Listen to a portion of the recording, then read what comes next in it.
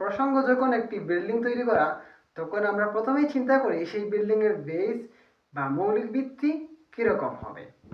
যখন একটি বিল্ডিং 15 তলা কিংবা 10 তলা তৈরি করা হয়, তখন তার 15 তলা কিংবা 10 তলার উপর ভিত্তি করেই তার বেস বা ভিত্তিগুলো তৈরি করি।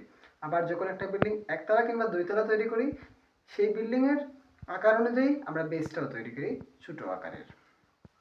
ঠিক তেমনি যখন একজন শিক্ষার্থীর ভালো শিক্ষার্থী হওয়া প্রয়োজন, তার জন্য প্রয়োজন সেই শিক্ষার্থীর মৌলিক জ্ঞানের ভিত্তি ঠিকমতো তৈরি করে দেয়া।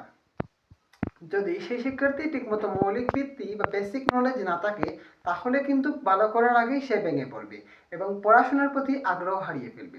যদি সেই আগ্রহ, আপনি যদি একজন অভিভাবক হন, তাহলে আপনার দায়িত্ব থাকবে সেই শিক্ষার্থী ঠিকমতো তার মৌলিক ভিত্তি বা জ্ঞান আসলেও ঠিকমতো তৈরি করেছে কিনা। বর্তমানে যারা 6, 7, 8 এই 3টি ক্লাসে পড়ছেন, তারা কিন্তু করোনাকালীন সময় 3, 4 কিংবা 5 এই 3টি শ্রেণীতেই ছিলেন, যার কারণে তাদের পড়াশোনা ঠিকমতো করা হয়নি এবং বেসিক নলেজও ঠিকমতো অর্জন হয়নি।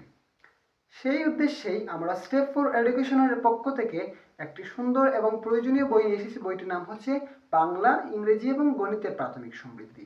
বইটিতে সুন্দর ও সহজভাবে ব্যাখ্যা করে দেওয়া হয়েছে প্রতিটি বিষয়ের, মৌলিক বিষয়ের গুরুত্বপূর্ণ বিষয়াবলী, যার কারণে একজন শিক্ষার্থী সহজেই নিজ থেকেই বিষয়গুলো বুঝতে পারবেন এবং অভিভাবকরাও এই বইটি ব্যবহার করে শিক্ষার্থীকে বুঝাতে পারবেন।